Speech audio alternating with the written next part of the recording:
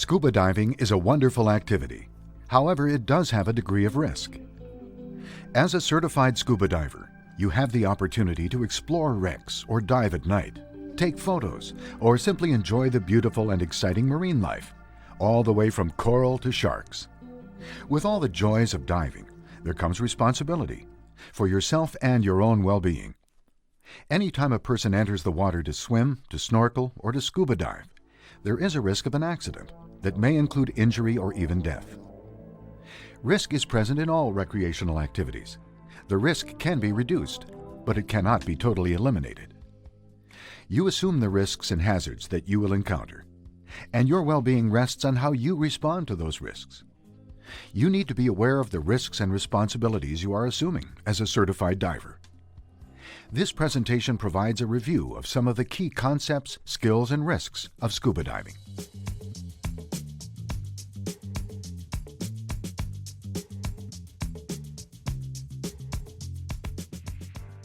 Your first responsibility is to yourself and your own well-being. Take this into consideration when following the directions of the dive leader and the rules established by the dive operator or leader.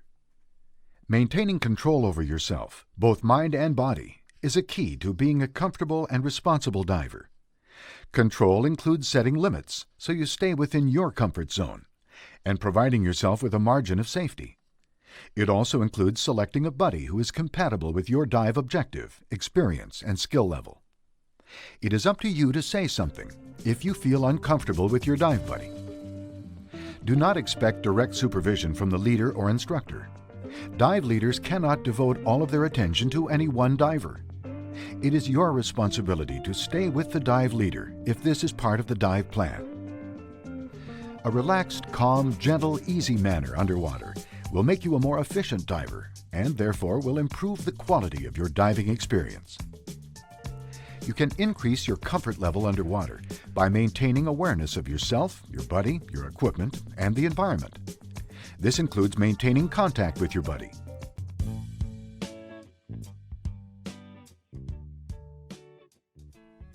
As a diver, you need to be both physically and mentally fit. Good health is an important aspect of scuba diving. Diving leaders only know how you look, not how you feel. You need to communicate with the dive leader if you have any concerns or problems, or if you have been ill or are on medication. As you are aware, diving when ill, overly stressed, or under the influence of alcohol or drugs greatly increases the risk of being injured while diving.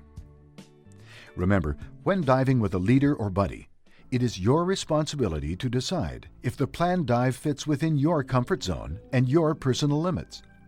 You should not be pushed into diving by others. You need to be aware of stress when scuba diving in order to avoid it and to deal with it. When you are motivated to dive and are not under stress, you can relax, become comfortable, and truly enjoy your dive with far less risk.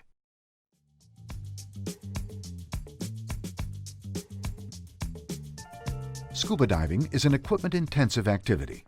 It is important to properly adjust and handle the equipment. A proper fitting and complete total diving system is essential to comfortable and enjoyable diving. Most equipment problems are caused by misuse, improper care, or lack of familiarization, not by malfunctions.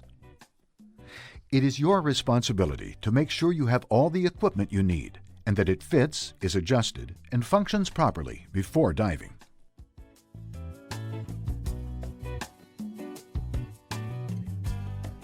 A proper descent requires good buoyancy control, so you can carefully equalize your air spaces to avoid squeezes.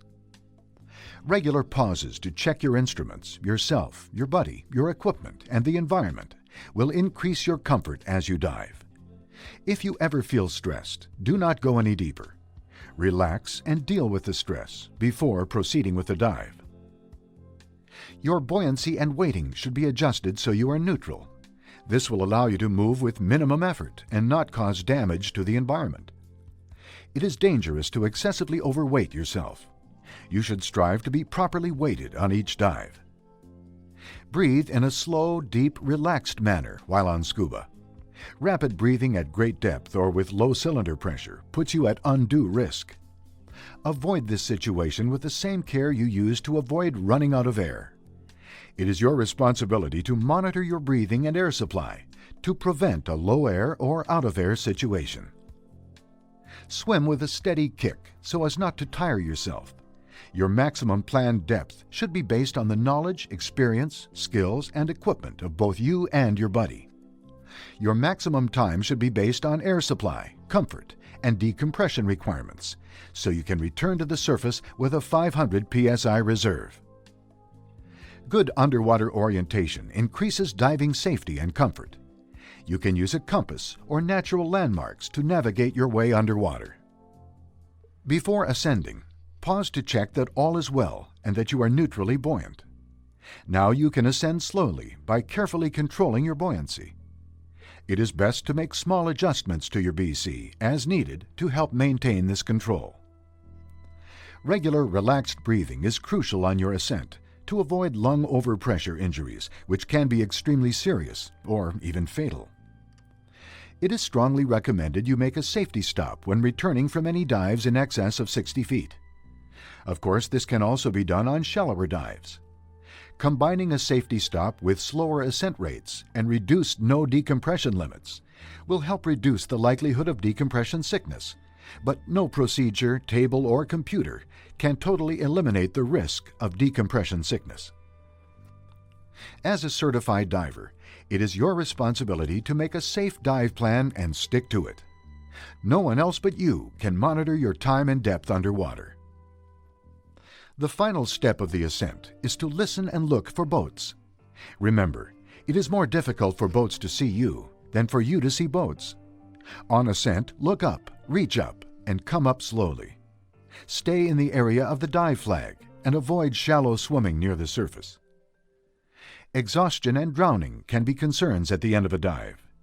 Once you reach the surface, you should inflate your BC and keep your mask and second stage regulator in place so you can see, breathe, and float.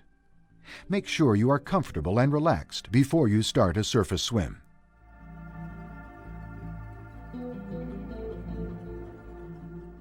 Extra care should be used when entering or exiting the water to reduce the potential of hurting yourself or others. If you are diving from a boat, use caution when boarding the vessel. Stay clear of the ladder, platform, or propeller until it is your turn to exit, especially when it is rough on the surface. Some aquatic life can be harmful, so care needs to be taken to avoid contact and not to provoke animals. Entanglement is another problem that can be handled as long as you do not panic. Diving accidents are more likely to occur during advanced diving activities, such as when diving in overhead environments, in strong current, in deeper water, in poor visibility, or at night. Penetration into caves, caverns, wrecks, or under ice also greatly increase the risk of diving.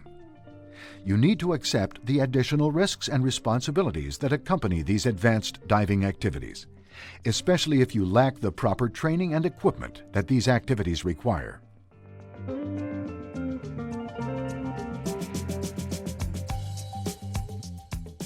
There is risk to scuba diving, but it can be reduced with proper training, equipment, and by following the rules of responsible diving. Scuba diving is a very enjoyable activity, and we want to help you and support you in this activity. However, ultimately the responsibility for your safety and equipment rests with you. No one else can guarantee your safety. As a responsible diver, I understand and assume all risks I may encounter while diving. My responsibilities include diving within the limits of my ability and training, evaluating the conditions before every dive and making sure they fit my personal capabilities, being familiar with and checking my equipment before and during every dive, knowing my buddy's ability level as well as my own, accepting the responsibility for my own safety on every dive. With this review, you have been reminded of some of the risks and responsibilities of scuba diving. You may now be asked to complete some paperwork before you proceed with your diving activities. Please read it carefully and make certain that you do not sign anything that you do not understand.